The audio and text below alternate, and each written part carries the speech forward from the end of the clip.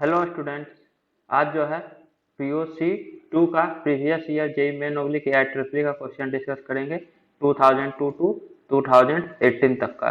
2019 से offline paper खत्म हो गया तो ऑनलाइन का अलग से हम लोग डिस्कस कर देंगे। 2019, 20 और ये सब 18 वगैरह में भी ऑनलाइन हुआ था, वो सब पेपर एक साथ हम लोग डिस्कस कर देंगे। तो सबसे पहले जो है आप हर एक क्वेश्चन को खुद से अटेम्प्ट कीजिएगा, क्योंकि सिर्फ सॉल्यूशन देखने से कोई फायदा नहीं होगा जब तक कि आप क्वेश्चन को खुद से अटेम्प्ट नहीं कीजिएगा। तो खुद से एक बार अटेम्प्ट कीजिएगा। ये फर्स्ट क्वेश्चन है, इसके बाद सेकंड क्वेश्चन, इसके बाद थर्ड क्वेश्चन, थर्ड का option A B C D, fourth question और फोर्थ का option A B C D, उसके बाद फिर फिफ्थ क्वेश्चन, उसके बाद फिर सिक्स्थ क्वेश्चन और फिर आंसर की। एक बार आप हर एक क्वेश्चन को खुद से अटेम्प्ट कीजिए और फिर हम डिस्कस अभी करते हैं। तो आपसे जो क्वेश्चन ना बने उसका सॉल्यूशन आप देख सकते हैं। फर्स्ट क्वेश्चन है इसमें, which of the following has the minimum boiling point. Option 1 butane, 1 butyne, normal butane, isobutane. तो एक देखिए अल्कीन है, दूसरा अल्काइन है, एक अल्केन है, ये भी अल्केन है। तो मिनिमम बॉइलिंग पॉइंट किस केस में होगा ये आपको बताना है। तो सबसे पहले देखिए अल्केन, अल्कीन और अल्काइन में क्या होता है। अल्काइन का बॉइलिंग पॉइंट ज्यादा होता है अल्कीन से, अल्कीन का ज्यादा होता है अल्केन से। ये जब जीएमएम लगभग सेम होता है तब। देखिए ब्यूटेन, ब्यूटीन, ब्यूटाइन, जीएमएम लगभग सेम ही, एक ही मतलब चार ही कार्बन का अल्केन, अल्कीन और अल्काइन है। तो बॉइलिंग पॉइंट का ये ऑर्डर होता है।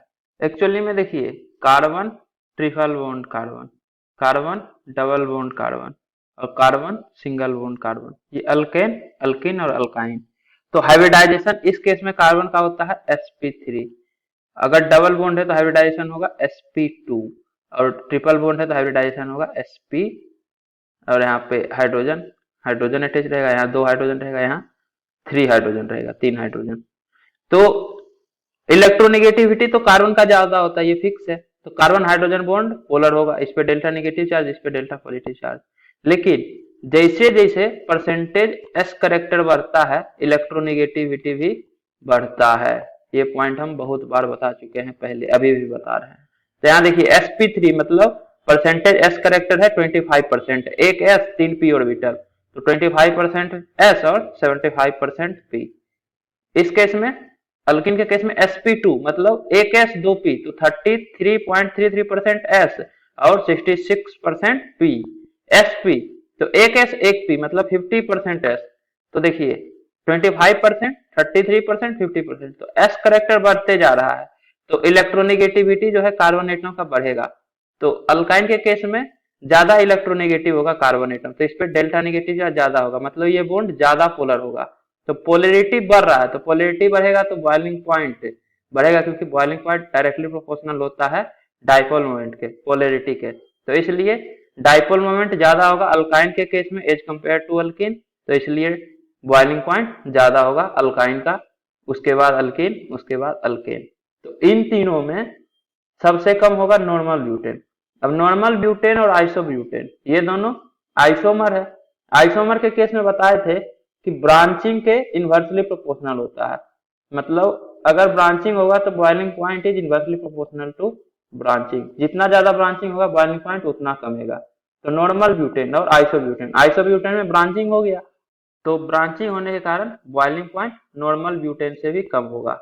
तो इन तीनों में सबसे कम ये और ये दोनों में सबसे कम ये, तो आइसोब्यूटेन इन सभी में से कम होगा, क्योंकि आइसोब्यूटेन नॉर्मल ब्यूटेन से भी कम है और नॉर्मल ब्यूटेन से ज्यादा है 1 ब्यूटीन और इससे ज्यादा है 1 ब्यूटाइन, क्योंकि ये अल्कीन है और ये अल्काइन है। तो सबसे कम होगा आइसोब्यूटेन का। तो ऑप्शन डी आपका करेक्ट आंसर है।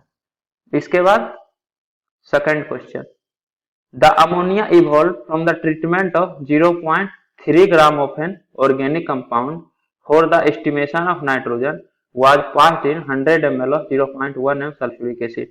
The excess of acid required 20 ml of 0.5 m sodium hydroxide solution for complete neutralization. The organic compound is, ये आपका जो है जेल्डल्स मेथड से होगा। जेल्डल्स मेथड में क्या होता है कि पहले आप परसेंटेज नाइट्रोजन फाइंड आउट कर लीजिए। तो यहाँ तो H2SO4 दिया हुआ, इसी के लिए डायरेक्ट हम फॉर्मूला बताए थे कि परसेंटेज नाइट्रोजन कैलकुलेट करने का फॉर्मूला होता था 2.8 into molarity into volume divided by weight of organic compound. अगर 28 कीजिएगा तो आपको 28 into molarity into volume divided by 1000 into weight of organic compound और इंटू 100 करना पड़ता है। ये हम बताए हैं जब जेल्डल्स मेथड का मतलब पूरा डेरिवेशन किए थे, तो इसलिए ये 100 से ये 2 जीरो कैंसिल आउट और ये जब 10 से कटेगा तो यहाँ 2.8 आ जाएगा। एक्चुअली में ये 14 इंटू मोलरिटी इंटू 2 रहता था, ये 2 बताता था वेंट ऑफ हेक्टर, ये भी हम बताए हैं, लेकिन डिटेल में इक्विवेलेंट कॉन्सेप्ट से आपको पता चलेगा क्या होता है। जेल्डल्स मेथड में बता दिए थे, लेकिन यहाँ H2SO4 है तो वो तो 2 से ही मल्टीप्लाई होगा तो 14 इंटू 2 28 हो जाता है। तो ये आपका परसेंटेज नाइट्रोजन कैलकुलेट करने का फॉर्मूला है, जहाँ पे M जो है मोलरिटी ऑफ सल्फ्यूरिक एसिड होगा और V है volume of sulphuric acid used for neutralisation of ammonia. तो अमोनिया के न्यूट्रलाइजेशन के लिए कितना वॉल्यूम H2SO4 का यूज हुआ ये आपको फाइंड आउट करना है।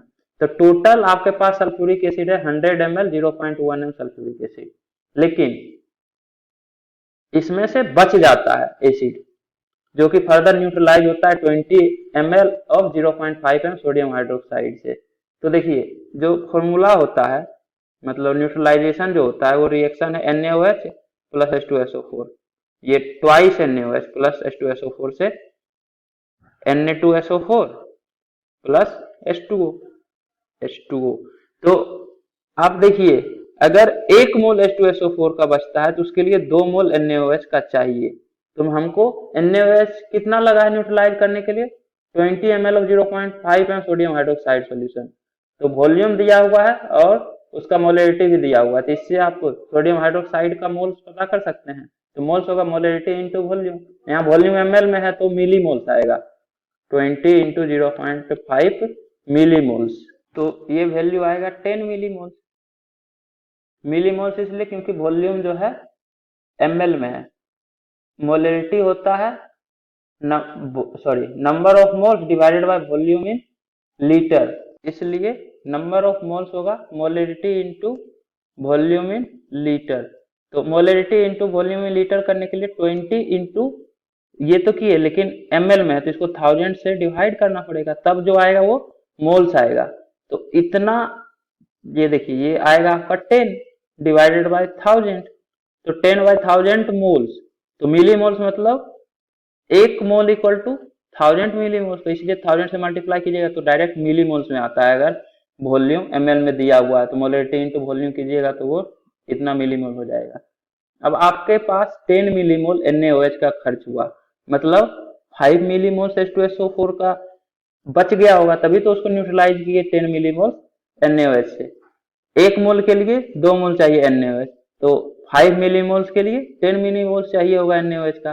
तो आपके पास 0.1 m सल्फ्यूरिक एसिड का मतलब जो सॉल्यूशन है उसका कंसंट्रेशन दिया हुआ है, इसका कितना वॉल्यूम लेंगे तो 5 मिली मोल्स होगा। तो इसका अगर आप 50 ml ले लीजिएगा तो ये 5 मिली मोल्स हो जाएगा, 50 इंटू 0.15 और ml में है इसलिए डायरेक्ट मिली मोल्स आएगा। तो इसका जो है 100 ml आप लिए थे लेकिन उसमें 50 ml ही यूज हुआ NH3 के न्यूट्रलाइजेशन के लिए, अमोनिया के न्यूट्रलाइजेशन में यूज हुआ, क्योंकि 50 ml फर्दर बच गया तभी तो उस 50 ml को हम लोग सोडियम हाइड्रोक्साइड के साथ रिएक्शन करवा दिए। तो आपके पास जो volume used for neutralisation of ammonia है वो 50 ml है और मोलरिटी तो 0.1 m है ही, तो यहाँ से परसेंटेज नाइट्रोजन आ जाएगा 2.8 into molarity 0.1 into volume 50 divided by weight of organic compound. Wait of organic compound 0.3 ग्राम है तो वो डिवाइडेड बाय 0.3, इसका वैल्यू आता है कैलकुलेट करने के बाद 46.6%। तो परसेंटेज नाइट्रोजन 46.6% कौन से ऑर्गेनिक कंपाउंड में है, तो एक एक करके आपको कैलकुलेट करना पड़ेगा। सबसे पहले है यूरिया, यूरिया का फॉर्मूला होता है NH2CO NH2। तो देखिए परसेंटेज नाइट्रोजन कैसे निकलेगा, तो अगर आपके पास मान लीजिए 1 मोल है यूरिया का, तो 1 मोल यूरिया मतलब 2 नाइट्रोजन है 14, इसका ग्राम मोलिकुलर मास निकालिए 14 प्लस 4 हाइड्रोजन है प्लस 4, प्लस एक कार्बन 12 और एक ऑक्सीजन 16, तो ये होगा 16 प्लस 4 20 36 ग्राम। तो अगर 1 मोल यूरिया है तो उसमें आपका वेट है ऑर्गेनिक कंपाउंड का 36 ग्राम, और 36 ग्राम में, सॉरी यहाँ गड़बड़ हो गया, 2 नाइट्रोजन है, तो 2 नाइट्रोजन के कारण 14 इंटू 2 28 होगा, तो 28 प्लस 4 32 प्लस 12 प्लस 16 ये 60 होगा, 36 नहीं होगा। पहले भी कुछ गड़बड़ हो रहा था, नहीं तो 14 ही ऐड होता ना, मतलब 46 पहले से आया था, वो भी गलत था, 36 भी। तो 28 ये 60 ग्राम है, तो 60 ग्राम अगर ऑर्गेनिक कंपाउंड का है तो उसमें नाइट्रोजन के कारण वेट है 14 इंटू 2 28 ग्राम, तो परसेंटेज ऑफ नाइट्रोजन आप निकाल सकते हैं। 60 ग्राम में 28 ग्राम है, तो परसेंटेज होगा 28 डिवाइडेड बाई 60 इंटू 100, तो ये हो जाएगा 280 डिवाइडेड बाई 6, ये आपका 46.6% होता है। तो परसेंटेज नाइट्रोजन 46.6 ही है ऑर्गेनिक कंपाउंड में, और यूरिया में परसेंटेज नाइट्रोजन 46.6 है, मतलब आपका जो ऑर्गेनिक कंपाउंड है वो यूरिया ही है। अगर यूरिया नहीं रहता तो फर्दर आप बेंजामाइड में परसेंटेज नाइट्रोजन फाइंड आउट करते, सिमिलरली एसिटामाइड में, सिमिलरली थायोयूरिया में, लेकिन ऑप्शन फर्स्ट ही हो गया, और जेईई मेंस में सिंगल ऑप्शन करेक्ट टाइप ही है, तो मल्टीपल तो हो नहीं सकता है जेईई एडवांस की तरह, तो फर्दर ऑप्शन चेक करने का जरूरत नहीं है एग्जाम में। घर पे आप चेक कर सकते हैं, बेंजामाइड में भी परसेंटेज नाइट्रोजन, ये तीनों में किसी में 46.6% नहीं आएगा। इसके बाद थर्ड क्वेश्चन है 29.5 milligram of an organic compound containing nitrogen was digested according to Gelder's method and the evolved ammonia was absorbed in 20 ml of 0.1 m HCl solution. The excess of acid required 50 ml of 0.1 m NaOH solution for complete neutralization. The percentage of nitrogen in the compound is, तो इस case में जो है आपके पास H2SO4 ना हो के HCl है, तो HCl में क्या होता है कि NaOH प्लस HCl, तो इससे NaCl प्लस H2O बनता है, मतलब जितना मोल NaOH का रहेगा उतना ही मोल HCl का रहेगा।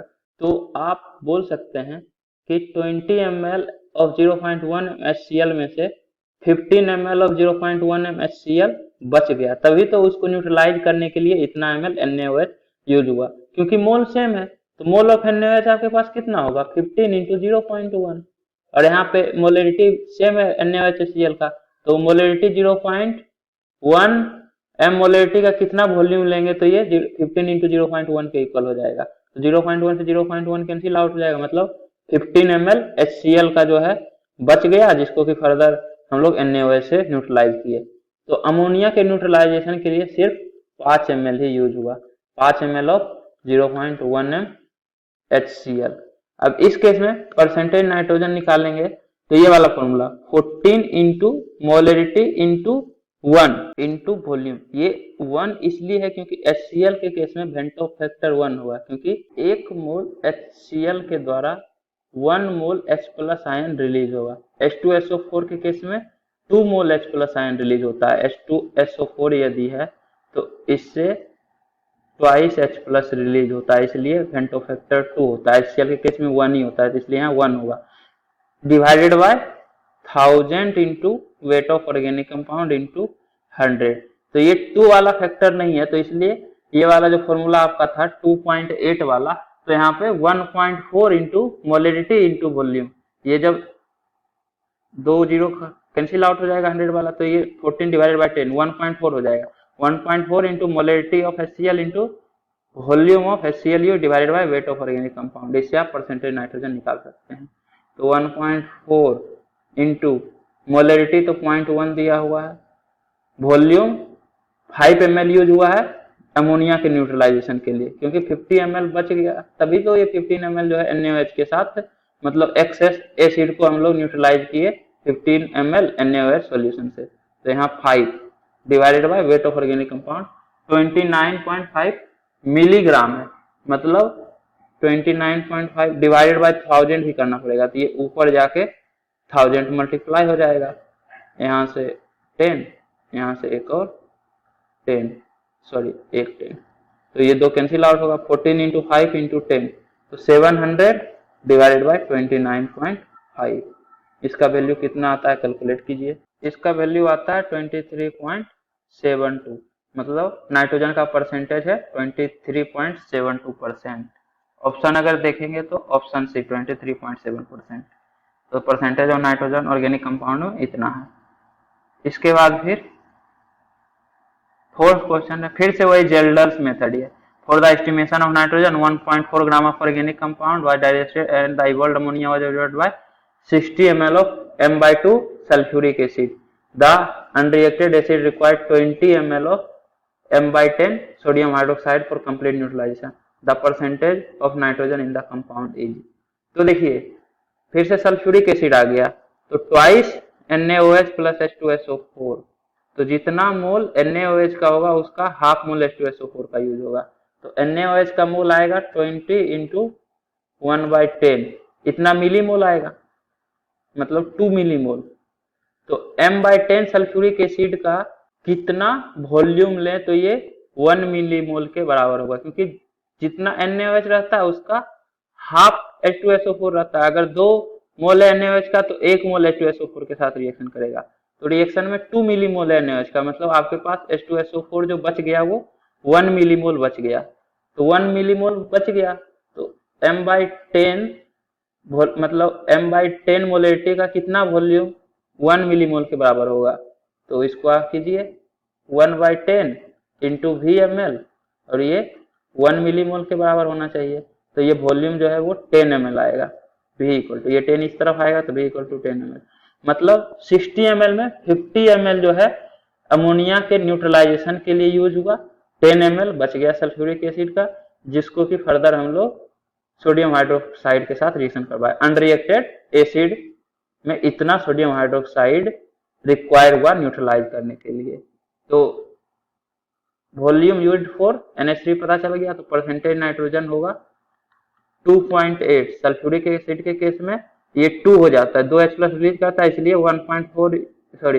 14 into M into 2 into volume divided by 1000 into weight of organic compound into 100 करते हैं, तो इसलिए 2.8 आता है।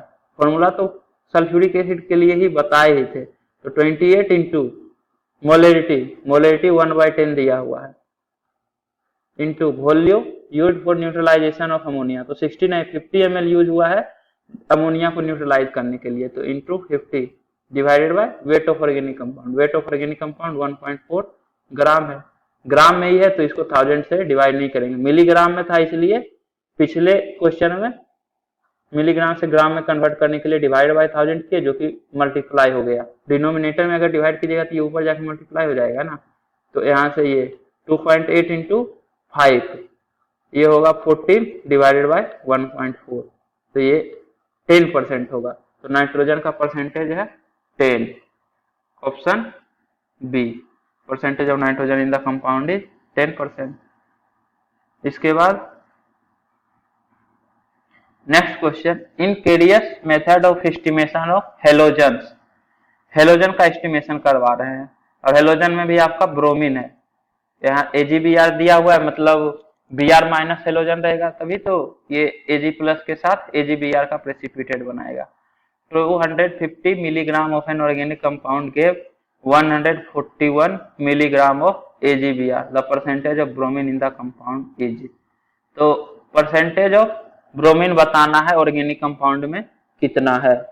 इसका डायरेक्ट फॉर्मूला बताए थे, weight of AgX divided by molecular weight of AgX into atomic weight of halogen divided by weight of organic compound into weight of organic compound into 100।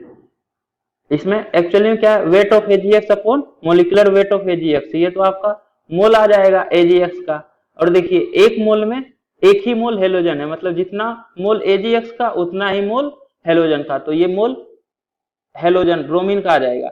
Into atomic weight कर देंगे तो मास आ जाएगा bromine का, तो weight of bromine divided by weight of organic compound into 100, percentage of bromine आ जाएगा। तो weight of AgX दिया हुआ है 141 मिलीग्राम, मिलीग्राम है तो इसको 1000 से डिवाइड करना पड़ेगा ग्राम में कन्वर्ट करने के लिए, इंटू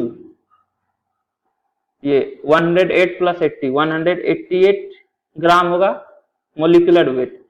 तो और एटॉमिक वेट कितना है ब्रोमीन का 80, तो इंटू 80। और ऑर्गेनिक कंपाउंड आपके पास कितना है 250 मिलीग्राम। इसको भी तो हमको ग्राम में कन्वर्ट करना पड़ेगा। क्यों? क्योंकि ये जो वेट आया है ब्रोमीन का ये ग्राम में आया, इतना ग्राम, तो वेट ऑफ ऑर्गेनिक कंपाउंड भी ग्राम में आपको लेना पड़ेगा। तो 250 डिवाइडेड बाय 1000, क्योंकि ये पूरा मोल आया। मोल को आप 80 से मल्टीप्लाई कीजिएगा। जैसे 1 मोल का वेट है, 1 मोल ब्रोमीन एटम है तो उसका वेट है 80 ग्राम, तो इतना मोल का वेट होगा, इतना इंटू 80 ग्राम में, मिलीग्राम तो होगा नहीं, तो ये ग्राम है, तो divided by weight of organic compound भी ग्राम में आपको करना पड़ेगा, तो इसलिए डिवाइडेड बाय 1000। तो यहाँ से 1000 से 1000 कैंसिल आउट हो जाएगा, और यहाँ इंटू 100 तो होगा ही। ये परसेंटेज निकालने के लिए weight of halogen divided by weight of organic compound into 100। तो यहाँ देखिए ये 10 कैंसिल आउट, 141 इंटू 80 इंटू 10, इसको आप इस तरह से लिखिए 80 इंटू 10 800 हो गया।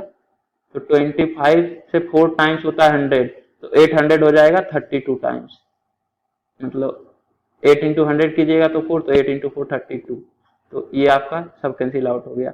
141 इंटू 32 डिवाइडेड बाय 188, कैलकुलेट करने के बाद ये आता है 24, मतलब परसेंटेज ऑफ ब्रोमीन जो है वो 24% है, ऑप्शन सी। इसके बाद नेक्स्ट क्वेश्चन है, which of the following compound will be suitable for Kjeldahl's method for nitrogen estimation. तो ये सभी ऑर्गेनिक कंपाउंड में जेल्डर्स मेथड से नाइट्रोजन एस्टिमेशन के लिए कौन सुटेबल कंपाउंड है। तो जब जेल्डर्स मेथड बता रहे थे तो बताए थे कि नाइट्रोजन यदि रिंग में है या फिर NO2 ग्रुप या N2 प्लस ग्रुप, ये जो डायजो ग्रुप होता है एंड डबल बॉन्ड एंड, ये अगर ऑर्गेनिक कंपाउंड में प्रेजेंट है तो उस केस में जेल्डर्स मेथड से हम लोग नाइट्रोजन एस्टिमेशन नहीं कर पाते हैं। मतलब NO2 ग्रुप देखिए यहाँ ऑर्गेनिक कंपाउंड में प्रेजेंट है, तो इस केस में नाइट्रोजन का एस्टिमेशन हम लोग जेल्डर्स मेथड से नहीं कर पाएंगे। N2 प्लस इस केस में भी नहीं कर पाएंगे। पिरिडीन और क्यूनोलिन बोले थे रिंग लाइक स्ट्रक्चर, जैसे पिरिडीन क्यूनोलिन हो गया, इस केस में भी हम लोग जेल्डर्स मेथड से नाइट्रोजन का एस्टिमेशन नहीं कर पाते हैं। तो ये तीनों रिजेक्टेड, एक ही बच गया एनिलीन, तो यही जो है सुटेबल है जेल्डर्स मेथड से नाइट्रोजन एस्टिमेशन के लिए। तो आंसर होगा ऑप्शन 2 एनिलीन। तो यहाँ पे previous year JEE Mains complete हो गया। उम्मीद करता हूँ कि आपको ये वीडियो पसंद आई होगी। यदि आपको ये वीडियो पसंद आई है तो इसे लाइक करें, कमेंट करें और अपने दोस्तों के बीच शेयर करना ना भूलें। Thank you.